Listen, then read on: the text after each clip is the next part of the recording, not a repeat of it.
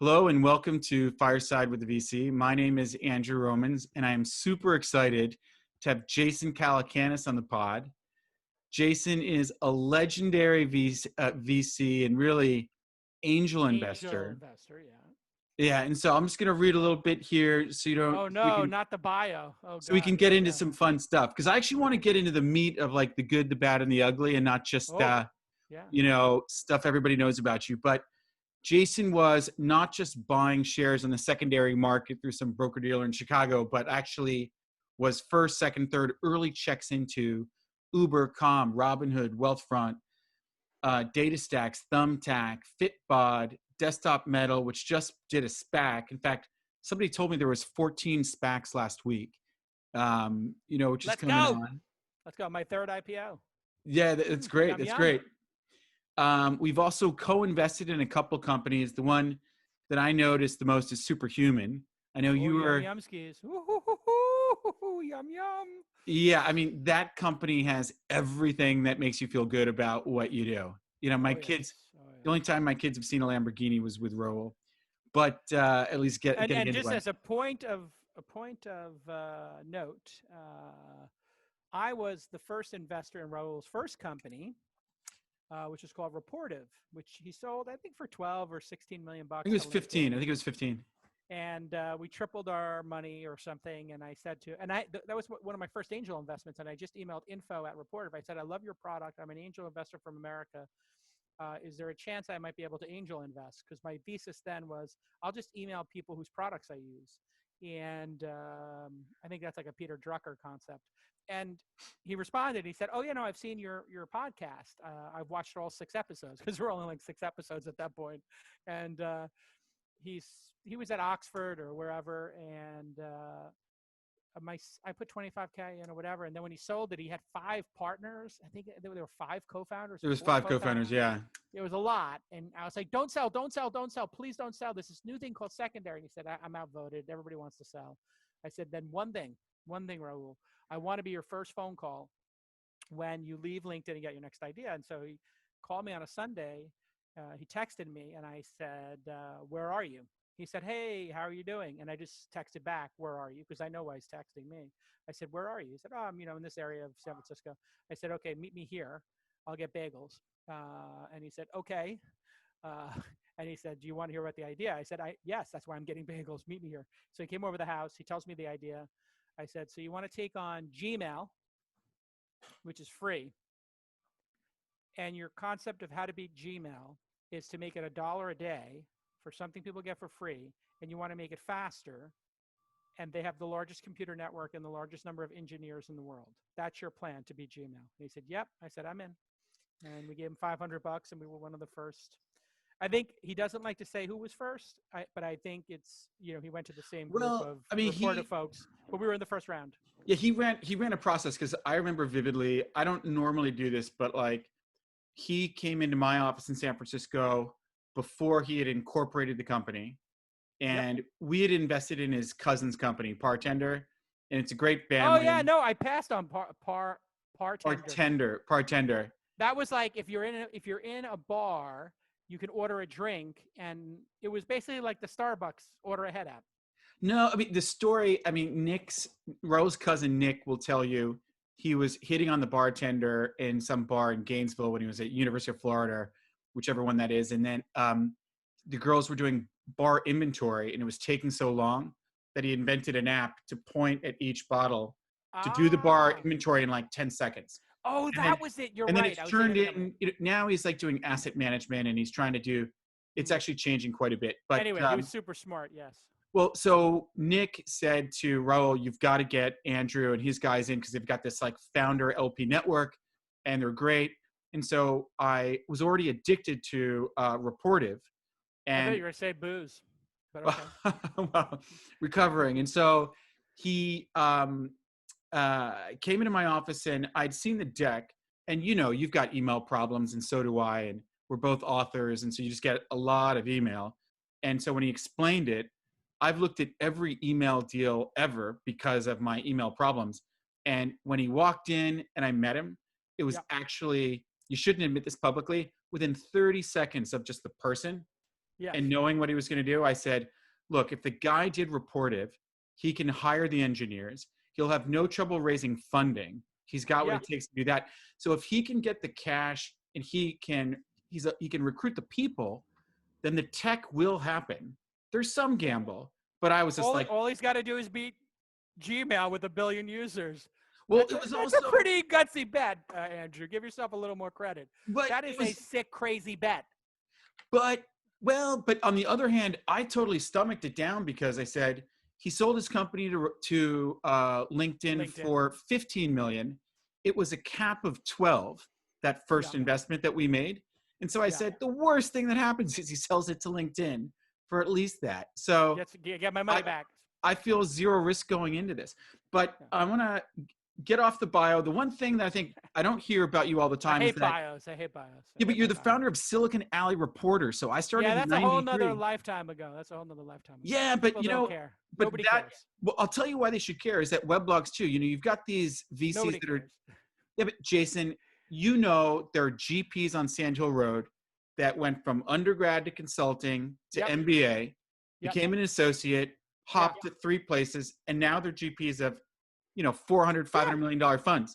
So, and if an entrepreneur calls them in the middle of the night saying, what should I do about my PR firm or this or that? Yep. The guy doesn't know other than as a consultant. So I like that. That's true. Okay. So That is on to the fun. So you've got the fund now. So you're not investing off your own personal savings. It's now other people's money, right? And mine. Right. So So GP commitment. Yeah, I always put money into my own funds. I'm in 14 different funds. Okay. 3 of mine, Cool. 11 of other people's. Yeah. Okay. And you've also got, in normal non-COVID days, Launch doing the events, which I've been to. Yeah, Launch Festival, Launch Scale, Founder University, Angel Summit, all of which have gone online now. Yeah. Okay. So give a quick background on how you split your time now, and then we'll focus on the VC stuff. So I work probably, I don't know, 10 hours a day, 7 days a week, but I break it up and it doesn't feel like work to me. So most of what I do is just talking to founders. So I do 3 podcasts a week, sometimes 4. This Week in Startups, and then I started a new one called the All In Pod with Chamath Palihapitiya, David Sachs, and David Freeberg, just 3 of my poker buddies that we do maybe once every 3 weeks. And so the podcast is just me talking to somebody for an hour like we're doing here. And I stopped going to lunch with people because that was a massive time suck. So anytime anybody asks me if I want to go to lunch, I say, how about you come on the pod? And so I replaced, 1,500-calorie lunches and 3.5-hour lunches with a 1-hour pod. The 1-hour pod. I just love the lunches, though.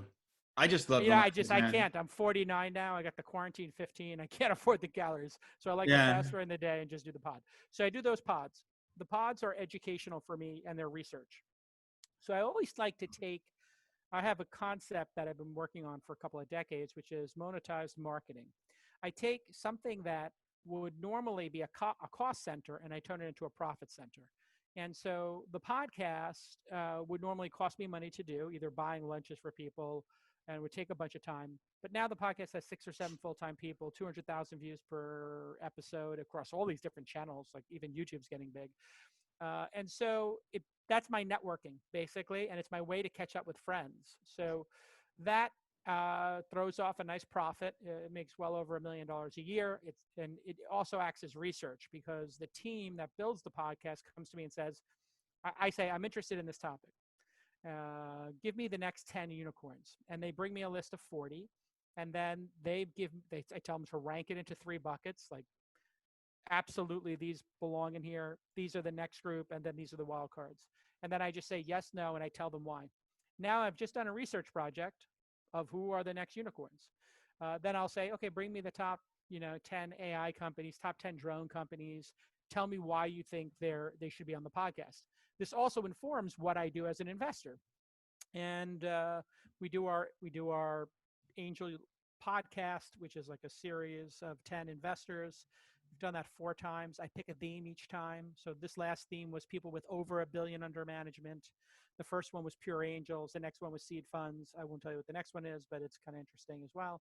And so we are really working on using that podcast as research, marketing, and it generates revenue. So my first fund was $10 million.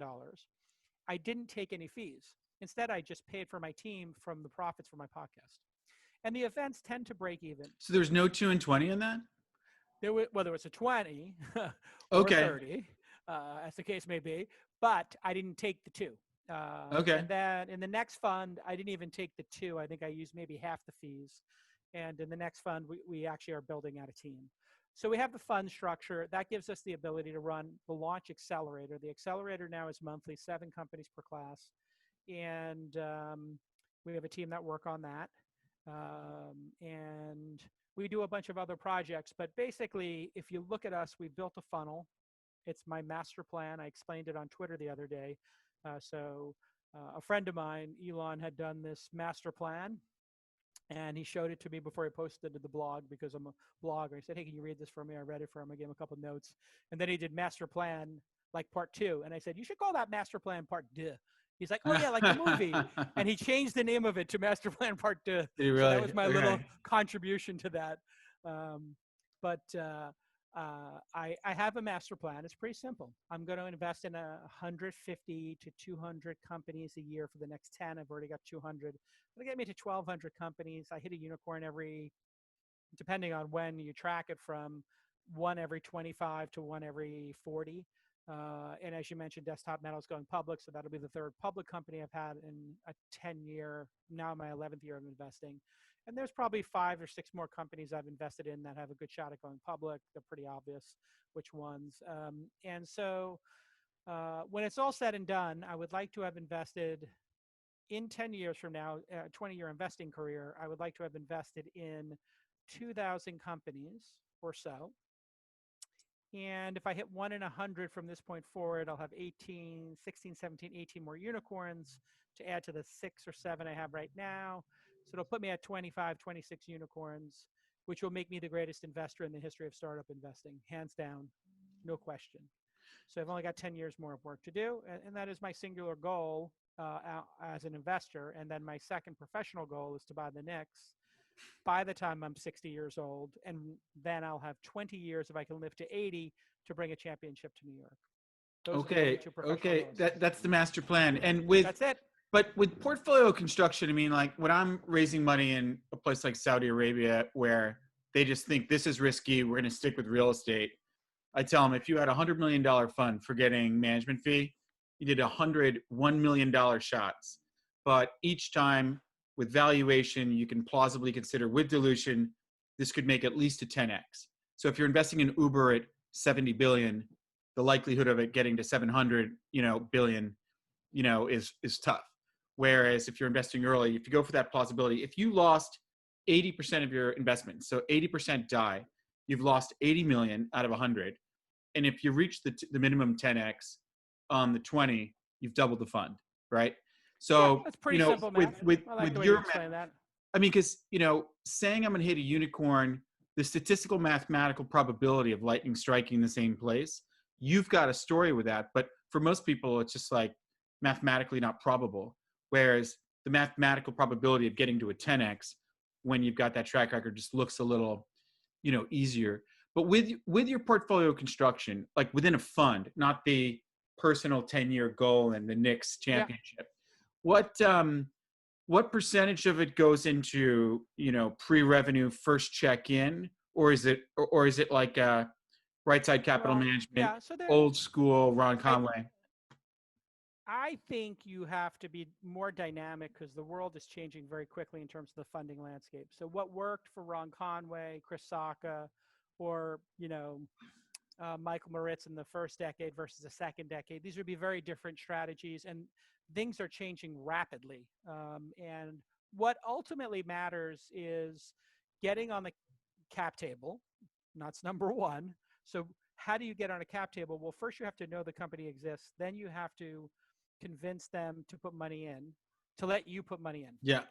I am at a massive advantage to all other investors except for Sequoia, Chamath, Bill Gurley, But when you're investing maybe early, 6 or 7. Well, hold on, let me finish the story. okay, There's only 10 other investors who, in the early stages, people want to meet more than me.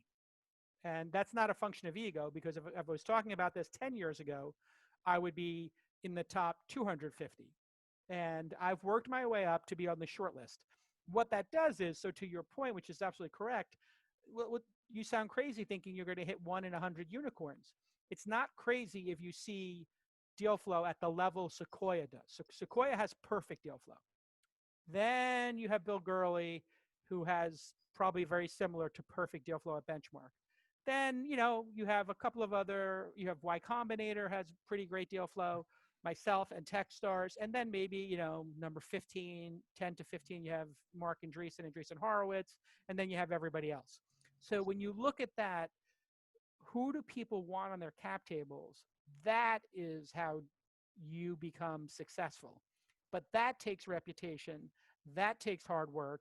And reputation and hard work is something that's developed over a decade or two. So I was kind of goofing, like, let's not even talk about Silicon Valley Reporter or Weblogs Inc. But in fact, that was probably half of my foundation, is that a lot of the people in the industry knew me as a journalist. Just like half yeah, I the did. people in the industry knew Chamath from being at Facebook, or half the people in the industry knew Bill Gurley and Mary Meeker when they were working as analysts at banks, right? So there are different paths to this, but you have to, if people come to you, then you're a sorter. And in the first part of my career, I was a chaser. And so you have to know where you're at in your career. If you're chasing deals, there's nothing wrong with that. That's how everybody starts. You're chasing deals. But then at a certain point, you become, a sorter of deals. So many deals are coming to you that your sins become ones of omission, not commission. In other Right. words, you chose to not invest, not you didn't know it existed, right? And so this is really the thing I've learned from my mentors in the industry, and I've been lucky enough to have the best ones. Yeah. And with your Except for Mark Andreessen, who doesn't like me. is that right? Yeah, doesn't like me. Okay. Does not support me. Will not come on my podcast. Will not speak at one of my events. Will block me from being in the Clubhouse deal, I believe, or any number of reasons. Block me on Twitter, unblock me, follow me. Just a weird relationship Well, with look, Mark Andreessen. one of the things I like about you is you're not the classic button down, boring me, putting me to sleep VC on Sand Hill Road, talking about how much AUM they have. And but so I think you should Not keep about that. AUM. It's about the cash that comes out. Well, Cash on cash, baby. so Assets under management is great for management fees, yeah, but I'm yeah. talking cash on cash is all I care about. So when you invest in a company these days, do you reserve cash for follow-on investments? Do you have a double down strategy, or I is have it a 4-bet strategy. We have a 4-bet strategy, like poker. so you can invest for like so I've invested in Superhuman 4 different times. That That first would be time the was idea. great. So the idea we have is, first, they come to our accelerator. If we're lucky enough to catch the company when that works in their window. For someone like Raul and Superhuman, that would never have worked. Then the second bet is when they graduate from our accelerator, we typically take a quarter to half the round. So no other accelerator does that. Then when they close their first institutional round, we will either co-lead that or keep our pro rata, go super pro rata. Sometimes we'll step back a little bit if we think it's an insane deal. That's happened only once or twice where that the deal was so hot that we didn't take our pro rata. And then we'll syndicate them again on a fourth or fifth deal. And then we'll start pairing our position.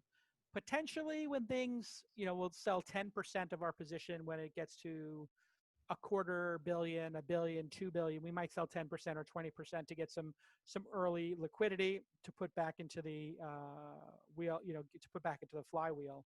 But we have done this many times. When I was starting as a Sequoia Scout, I was the first Sequoia Scout. That's where I did that's where I did DataStax, Thumbtack, and Uber. 3 unicorns in my first 6 or 7 investments, which I got lucky on, obviously. And we would own well under a percentage point, typically 10 basis points or so, 20 basis points when you're writing those tiny checks. Then when I had my first fund, like Superhuman, we owned 2 or 3%. And calm.com, we own 5 or 6% now after selling a little bit. And we sold a Mm-hmm. little bit just to give our syndicate some liquidity. And now when people graduate from our when they graduate from our accelerator, we own 6%, just like Techstars or Y Combinator. I think Y Combinator actually owns 7. Then we do the next round, which is typically $5 to $10 million, and our average check size there is 500. So we might add another 5 to 10 points and be at 14%. I'd say probably on average 10 to 12% ownership. And then we'll either protect that ownership or we'll double down from that point forward. And the syndicate.com is a big part of that. That is a secret weapon. So when you look at this plan, this week in startups, 1,100 episodes. I meet everybody. That's our marketing, but it makes money for us. And then you have the accelerator, then which our fund is the only person who. So our fund LPs get access to 100% of our deals. Then after they graduate, we will share it with the syndicate, the best deals. So LPs get access to go direct on the cap table or go through one of your SPV syndicates? So we have 3 funds: the first launch fund, the second one, and now the third. Okay. And we have 3 funds, and those 3 funds have 100% access to every deal I do. They don't have to ask. They don't have to make a decision. Historically, 55% or so of graduates of the accelerator are then syndicated, and we make a second bet from our fund.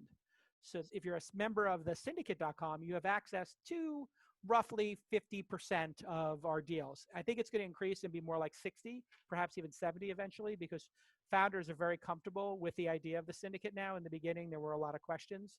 Older founders didn't want to do it. Younger founders did. Now everybody loves syndicates.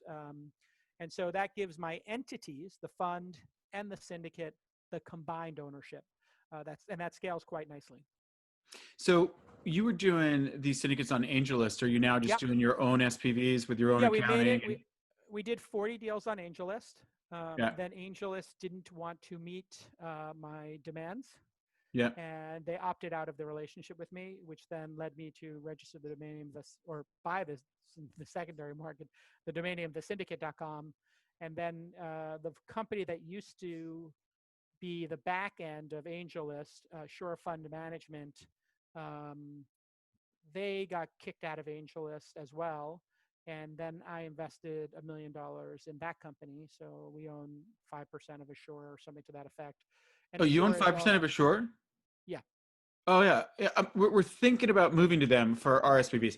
I've got about 60 SPVs, which we looked at doing it with Naval and thought we kind of want the management fee. We don't want the information just out there like that. I mean, here's the thing. If you, and this was the crux of this is where the negotiation fell between Naval and I. Naval's a capitalist, and I don't know exactly what our friendship was, but I believe we were somewhere between friends and good friends for a period. Yeah. He kind of disappeared for a couple of years. We broke up, but it was one of those breakups like, yeah, this isn't working for you, is it? And it was like, yeah, it's not working for me.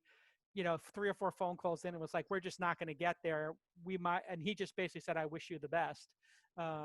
And so I tried my hardest, but I did not think that, given my track record, I should give 25% of my returns. Yeah, it's like what, AngelList. 15 to you and 5 to them, right? That was the deal. And then no management fee. The original was 15.5. Yeah. I had a special deal. Okay. Special deal caused, and I was giving a much lower percentage, a significant lower percentage. That created a little bit of animosity when it got out, and eventually got out to other syndicate leads. The other syndicate leads then wanted my deal. He wanted me to go back to the original deal, and I proposed a very simple deal, which is, listen, I have a television show coming out about angel investing, which didn't make it to air, but NBC did a pilot with me, and I have the pilot, and it's pretty great. But it didn't make it on air. I have my CNBC. I have my book coming out that HarperCollins is publishing. I will put angel.co/Jason on all of my media. Yeah. And you will put me on the homepage as the first syndicate above the fold. And that's the deal I wanted. Oh, and you get 0% of my carry. you get me as your marketing person, and I want to own, like 2 or 3% of AngelList. And those terms, I can talk about them now because I don't think that they were ridiculous. I, said very simply to, Naval, listen, I'm Kevin Durant. I'm LeBron James of angel investing. I'm in the top 3. Saka's not on your platform. Kevin Rose is not on your platform. Tim Ferriss is not on your platform anymore. They all left. I'm better than every other person. You could Was take this the next before 20. Brad Felt left, or? I don't think Brad Feld was on there for very long. I think that Because was an I experiment for spoke him. to him before. I spoke to him before doing it, and then after, and Yeah. he decided not to. So the bottom line is, I have no bad feelings towards them. It does feel a little bit, for me, having watched the Jordan, series. Like, I feel like they let Michael Jordan leave the building.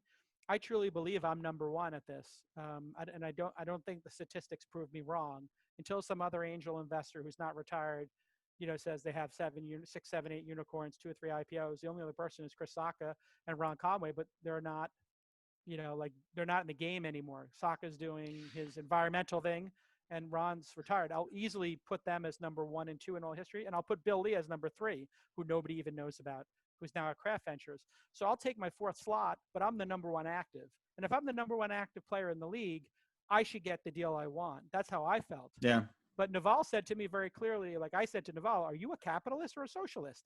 He said, I'm a capitalist when it comes to investing. I am a socialist when it comes to running the platform. Everybody on the platform gets the same deal. You are no better than anybody else. And I just said, well, wait, I have this piece of paper here that statistically shows how much better I am than everybody combined. Like, take the Calm investment is the number 1 investment in the history of AngelList. We put $328,000 in, and depending on who you believe, it's worth between $50 and $100 million. Until somebody does that, I'm number 1. And so show me who's done that. The Cruise investment they made was like, I think it was I was told it was $200K at $100 million valuation. So it was like a 9X or a 10X at best. So, that's the thing, is tough. entry. And you mentioned this in the beginning of your interview, that entry price matters. Absolutely. I invested in Uber, Thumbtack, and DataStax, and the first 5 unicorns I invested for a total valuation of $25 million combined. Wow. Yeah. Well, look, we talk about you this got for me a all long hot time. under the collar. But the point is, I left. They lost what will eventually be hundreds of millions of dollars in carry for letting me walk out the door. I've talked to shareholders in AngelList. They can't believe they let me walk out the door. I've talked to people who are in charge of AngelList. I come up in board meetings. I come up, all the time. It's like, how did we let him leave the building? It's sort of like the Warriors letting Kevin Durant go. And I'm not saying this to be egotistical, but it is important because what they did and how they treated me, because they didn't treat me very well, I feel a little bit of, not animosity, but I do feel disrespected by some of the people at AngelList and how they treated me. And based on that disrespect, I started the syndicate.com and I invested in Assure. And now I have 100% of the carry. I have the largest syndicate in the world. I did 6 syndicate deals last month. I'm on a pace to do 75 deals easily a year, and I'm going to get that pace up to 200. We have 4,000 members of the syndicate, and we added 300 members last month. So it doesn't take a genius to figure out, if I add 300 syndicate members a month, that this is going to hit 10 or 20,000 accredited investors, and I could easily get to more deals than AngelList. I'm not saying I'm not going to compete again. I'm not competing against AngelList. Right now, it's a singular, GP. But I can tell you, of the top 10 syndicates, at least half of them have come to me and said, can I join your platform over AngelList? And at any moment in time, I can press the button, boop, and I have the AngelList competitor. I have chosen not to press the button. I think one idea for you, and maybe you're doing this, is that when you say to people that want to be in your syndicate group or club, that instead of paying like thousands of dollars a year to be a member of New York Angels or one of these angel groups. That's bullshit. Why would you pay to be part of an angel group? Well, I know a lot too, is that you say to them, look, you got to put at least $50K into my fund, and then you're a member, and there's no fees, and then lame. You don't like getting in your fund? You should, if you want to invest with me, you are my peer. We are in it together. Soldiers, brothers in arms, sisters in arms, side by side. I don't get any more rations than you do. I don't get anything more than you. You do not have to pay me. You read my deal memo for free. If you love the deal, you put 2K in, you put 20K in. That's why I left the deal minimum at 2K. Oh You don't wow. need to pay me. You don't need to. The only thing we've ever done that is in that range is if you're an LP in our funds, you do have a guaranteed slot in the oversubscribed syndicate deals. So Right. there is on the margin a Yeah. benefit to being an LP. You also have 100% access to our deals, but we're not excluding anybody. And right now, I would say somewhere like 8 or 9 out of 10 deals are oversubscribed. And most of the time when we're oversubscribed, I would say in more than half, I would say, no, in two out of 3 times we're oversubscribed, the founder takes the extra money. Okay. So, Well, listen, let's move on and talk about some like of the practical things that happen when you're investing early, like convertible yep, notes. So yep, with convertible notes, they were originally meant to be these bridge instruments, right? And then they got used to low cost. yep, You don't want all that money going to a lawyer and stuff. Now we're seeing like big rounds closing for multi-million dollars on convertible notes. yeah, And like one thing that's happened to us is that we invest on a convertible note. We have a double down strategy. We want to go much bigger on the next financing round, yep. and our debt gets converted into preferred, and now we have a pro rata for the next round. So like Yep. we miss that missing round and get boxed out. What are your thoughts on notes, and can we improve them? I would get a great lawyer, and you can change that. Yeah, I was just wondering, are you doing side letters to make your We do notes side more like letters for preferred? everything, and our side letters are the. I've had my attorneys who drafted my side letter tell. I've had anyway, I'm going to put it this way. One of the greatest law firms in the history of Silicon Valley, who shall remain nameless, helped me draft the most insane side letter ever to protect my investors. Junior partners at that same firm noted on that same side letter, good for them, that's their job, that to take all this out, it's non-standard. And then I went back and I wrote back, these are all non-standard. I am non-standard. I am the best angel investor in the world, actively investing. If you want me on your cap table, I want information rights. I get a board Yeah, seat, right. and you send monthly updates. And we literally put in our side letter 12 monthly updates a year. On average, we probably get 6, 7, 8 from our founders. Sure. Have we ever sued a founder for missing Of course not. a, a monthly update? No. What we do when somebody misses a monthly update, we say is, hey, did we miss January and February's monthly update? We checked our spam folders. We don't see it there. Sure. We're wondering if we missed it or if you've been heads down and just haven't gotten to it yet. 100% of the times, no, 99 out of 100 times, it's because they just haven't gotten to it. And then we just write them back. Short is better than nothing. Can you just answer these 5 questions right now for us? How much money is in your bank account right now? What is your bank balance right now? What was your revenue for the last 3 months? What was your spend for the last 3 months? Do you have any open hiring positions? And is there anything we can do to be helpful? And if you can't answer those 5 questions, we got a problem. And then there's the Sure. final button we push. And I give this to advice. I have a course called angel.university, which is free for accredited investors if you make a $100 donation to charity. About 300 people came to the last one. I've done 4 of them during the COVID thing. And what's really interesting about when you phrase it that way is you're coming across as a partner, not like you're lording it over them.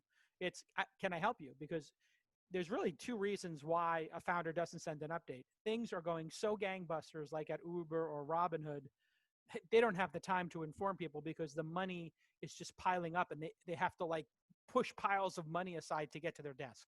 That does happen. That's the 1 in 25 case. The other 24 cases are, my God, we're running out of money. I'm confused. I'm scared. And that's And so when we they have, should be telling you that so that you can help them. of course. And so we have a little magic button we press, which is after the 3rd month, my assistant says, Jason would love to have a quick coffee with you at Sightglass. Please, do any of these 3 dates work? He'd love to buy you coffee. And so it's not accusatory. It just means I'm going to ask you the 5 or 6 questions in Yeah. person. but I'm a steward of other people's capital, and I need to know what's going on. And That's right. You've got if to you're report. out there, I've got to report, and we Yeah. have an audit we do, and all this kind of stuff. So, it's I think one of the things I've added to the discussion was I wrote this post, I don't know, 7 years ago. If you stop getting updates, the company's going to die. And uh, now everybody's really focused in on this issue. And the only companies that ever complain about this, Y Combinator companies. They don't want to give information rights. They don't want to do monthly They're getting updates. bad training over there, on a lot of these things. 100%. You say, do you have a deck? And they're like, no, we don't have a deck. I'm like, so you're not serious enough about this job that you sat down and made a deck. A 10-slide deck. That's literally, Yeah. they've been trained to not have a deck. These guys will work hard to make a deck. They were told not to have one, but I think that's Yeah, I changing. mean, I understand why this is. There's a historical reason for this. Paul Graham, who is a genius, and who is a good actor and brilliant, and understands startups as better as anybody in the industry, pound for pound. He got screwed by investors. He had a hard time managing investors. So the DNA of the organization, with perfect intent, has always been the investor, be careful with investors. Yeah, and then sure. it went from be careful from investors to we need to look at them in an adversarial manner, right? So it went from like caution to adversary to then straight up manipulation. And we saw this, and I talked to Sam Altman, who I'm friendly with, and who I also think the world of, he did, what an amazing job he did in his 2 or 3 years when he was in charge of Y Combinator. He's in Superhuman too. Yeah, I mean, he's Sam Altman. He's fantastic. He's just an absolutely fantastic human being on all levels. We've had big arguments in our life. We've debated things. We've fought over things, but I think there's a lot of mutual respect there. But he even told me when I said, this is getting out of hand with the uncapped notes, he's like, Jason, we don't tell our founders what to do, but we do. He did agree with me. The uncapped notes were a little bit over the top. And then they started this really weird thing. The valuation, $6 million. And then in 2 weeks, it goes to 7, then 2 weeks, 8, and then 2 weeks, 10. So if you close now, and I understand people want to close, but those kind of like silly games, they don't work on Jedi Knights. Right. So if you're a Jedi, you're not going to Sequoia and going, if you invest this week, it's 6 million, but next week it's 8. Right. You could do that on a stormtrooper dopey dentist, who's at Y Combinator. Like, right. You'll meet 17 dentists there. No offense to dentists, but they got extra cash, and for them, this is gambling. And so, yeah, they might be such neophytes, they fall for such silliness. And I think now what I've heard from the founders at YC is YC's reputation is still phenomenal, but let's just say it's not at its peak phenomenalness because I think of some of these games.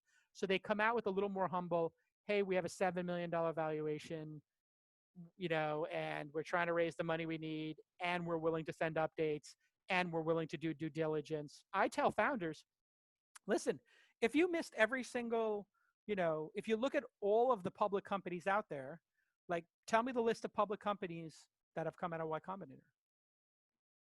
Well, we're about to get another one. Okay. What companies have gone public? I don't know the list. I don't know. That's because there is no list. Like David Cohen publishes everything from day one on his website. Anyway, the point is not that I don't say that to deride them, but if you look, I have 3 companies that have gone public now, 2 in a major way, 1 in an inconsequential way. But putting that aside, you do not need to invest in any Y Combinator companies to be successful. Y Combinator companies, there's too many of them. You cannot do a proper sort of companies at 250 a class. You can't do a proper sort at 100 a class. You cannot do a proper sort at 50 a class, which is what 500 startups tried to do, and they had a terrible track record from what I'm told. You can list the number of unicorns they've had, and it's, I think, close to 0. I think the only one they had was Twilio, and that was a direct invest. So putting all that aside, as an angel investor, you do not need to fall for these tricks. And anybody who's trying to trick an angel investor or trick a seed fund or put pressure on them, that's not the way to start a relationship. That would be like you and I go on a date and I say, okay, you can propose to me now or not. But this is it. We've been on 2 dates. I want a proposal. I But want to get Jason, married. the key thing is that it's bad for the startup. If the startup had a chance to get Terrible for the startup. like you get a chance to get like Raul Vora on your cap table, who's connected to you and me and all these other people. Yeah. What's he worth? They're like I always say, babies come out of their mamas screaming dilution. That the entrepreneur just focuses too much on dilution and not about getting the right people for the impossible mission to accomplish it. Yeah, But it depends on the founder too. Listen, if you're a nobody, it's your first time up at bat, you don't have like killer traction. Yeah, you want to collect those stamps. So go to Y Combinator, go to Launch Accelerate, go to Techstars, go to all three, and dilute 6% each time and build a network. That's actually fine with me. We've had Y Combinator companies come to our program and vice versa, and I'm all for it. Um, if you're a second, third time founder and you can fund the first 500K and get your product to market and get 10 customers, that's actually advisable. And if you look, there's a series of companies I call Pegasus companies, com.com, Notion, and Qualtrics are the perfect examples of them. When I invested in Com, it was a 4.5 or 5 million cap. They did a couple of friends, I think, at 20. I don't even remember because they didn't publicize the round. It was just like they let a couple of friends put money in. The first publicly known round after mine was the 250. Most companies would have raised money between 5 and 20, 250. Their next round after 250 was announced at 1.2 billion. well, let's talk about two other They things. And I know skipped we're 6 rounds. yeah, I know we're short of time. So like and it relates to it. So secondaries, and can we get back to like Sure. the four horsemen days of going public that we used to have before Sarbanes-Oxley and the 2001 crash? So on secondaries, what's your policy when you're investing your own money? You might not be selling in the secondary market, but when you're about to raise your next fund, what's your This is a feelings or very policy? personal, it's a very Right. personal issue. So let's just take you're an individual. Yeah. If you're an individual and you bought Bitcoin at $1 and it was at $20,000, I told those people, listen, in life, getting a 20,000x has never existed before. It does not exist in the world. I want you to sell half your Bitcoin, even if you're convinced Bitcoin's going to 10 billion, a Bitcoin. Sell half now, book a win. So you have at least some cash to buy a house, to take care of kids. And a lot of people didn't sell at 20,000, and they should have, because there were many more opportunities to buy. Now, if you are Sequoia, or you're Michael Moritz, or you're Bill Gurley, and somebody wants to buy your Uber at 4 billion, like Techstars famously sold some percentage of their Uber at 4 billion. Well, Techstars was a very tiny little operation, and for them to book that huge win and give a massive distribution to Yeah. their LPs gave them the ability to do what they did now, which is they do more companies per year, 450, I understand. I just had one of the two Davids on my podcast for the Angel series. They now they have 50 or 60 programs, and they do 450 companies a year. They're bigger than Y Combinator. David Cohen said to me a year ago, I was going into Saudi and UAE and we were coordinating meetings and stuff. And he told me they were raising a $400 million fund and one fund for all the programs. No more a la carte. I'll do this one and not that one. And Uber, I'm sure that Uber is prominently on their fundraising slides. But so yeah, secondary is a very personal thing. Like I logically can say I should be selling at this point, and I just don't, get there personally. And then if it weren't for the LPs, it's very hard to do. On IPOs, I mean, you see large companies like you look at Amazon buying Whole Foods, and it not only didn't cost them a penny, They went up. They went up went up. 30 million. They went up 30 billion after they bought it for 14 billion, if my memory serves me correct. Right. I mean, I used to live in London, and they were building this Whole Foods for years, and just to own that one store would be worth a lot of money. The idea that you can buy something like that with no cash out of your pocket and get rewarded for it. I think the window of going public being so closed until you're at a crazy stay private forever, pre-IPO, structured secondaries and all that stuff. What do you think about that? And can we get I know Mark Cuban really wants to unite people to say, we need to IPO companies sooner, or it'll go to the ASX, the TMX, AIM, alternative, stock exchanges. Do you have any passionate feelings about that, or are you just happy with the structured secondaries? Here's the thing. My expertise is in investing in 2-person, 3-person companies with $1,000 a month in revenue. I'm going to leave the public markets to Bill Gurley and Chamath. and I call them up and say, what should I do? And I Okay. call up Doug Leone at Sequoia, what should I do? And so I'm in a unique position that I am not an expert. Anytime I'm on CNBC, I don't actively trade stocks, but I do hold stocks from funds that I'm in. So I own a bunch of Square, a bunch of Uber, a bunch of MongoDB, Guardian Health. I own some Eventbrite, and I believe that if the fund managers believed in those companies and they got to public, it's probably best to keep holding them. But my dream is for Robinhood Com to go public, and for me to be able to hold them for a year as a public company if we do believe they're undervalued, because they typically are. Bill Gurley just wrote about this. Most VCs do not distribute at the IPO. They distribute a year after the IPO because almost universally these things are undervalued and then they come up, go And then up. you can distribute. You can say, do you Distribute the want the shares. cash or do you want the shares too? That's why And we're consideration. just going to, no, I mean, the best practice is just give the shares, because what you're Give them a saying choice. is, So this is uh, what 10 investment banks tell us. Do you want us to sell or do you want the shares? Your decision. I wouldn't even do that. I mean, you give them the shares and say, you do your research. Here's what investment banks say, because they can sell it the next day.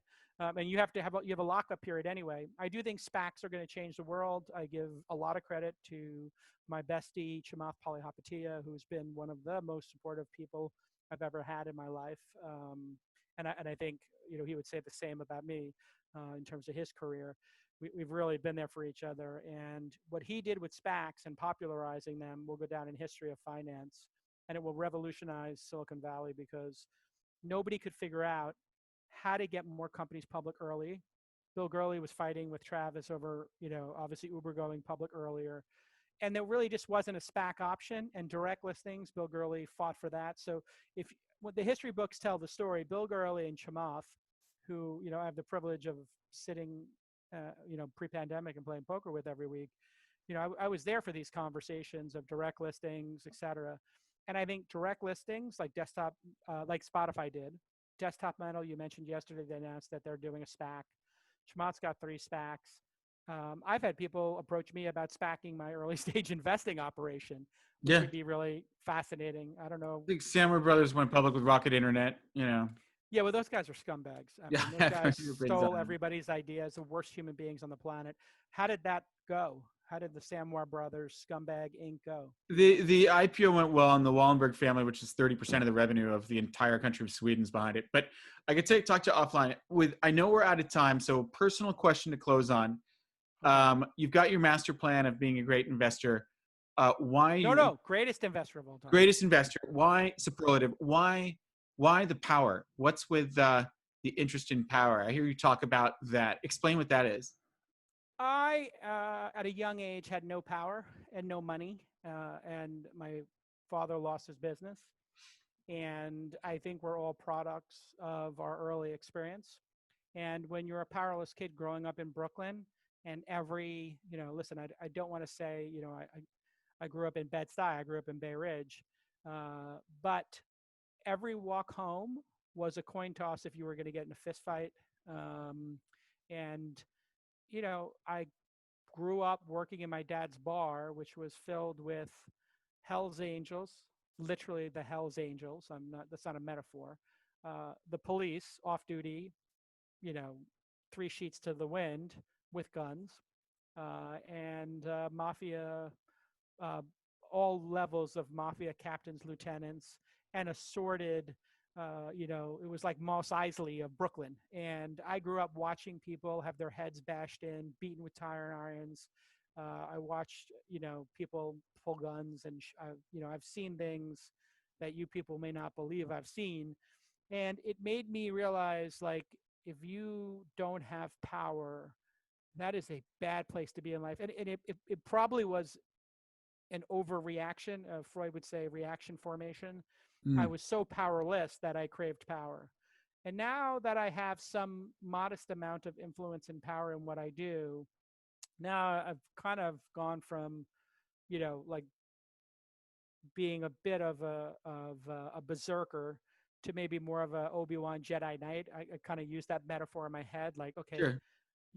I'm more of a Jedi now. I have to only take that sword out when I need it. So when I say something and it's controversial, and I say, listen, Mark Andreessen has been not supportive of me. I'm saying that for a reason. I want Mark to know that just because he's got a bigger fund than me and just because he thinks he can bully me, that's not going to happen because I have a lightsaber and he may have a lightsaber. He may have a bunch of Jedi on his side or Sith or whatever, but you're not pushing Jason Calacanis around in this lifetime. I will pull out the lightsaber. I will pull out the sword and I will fight the fight. And I don't mind going down swinging. So if you fuck with me and you want to try to fuck with my business, that's fine, but I will fuck with your business and I will not back down. Period. End of message. And that it doesn't matter how successful I am or how much money I make, I will always carry that with me. And if somebody from Andreessen Horowitz wants to call me and say, hey, when are you going to stop calling us the 15th best venture capital firm? I'm willing to have that discussion, but I'll have it man on man with Mark and Ben when they come on the podcast, or they just come to me and say, hey, listen, I'm sorry, but we're throwing elbows at you, on the court.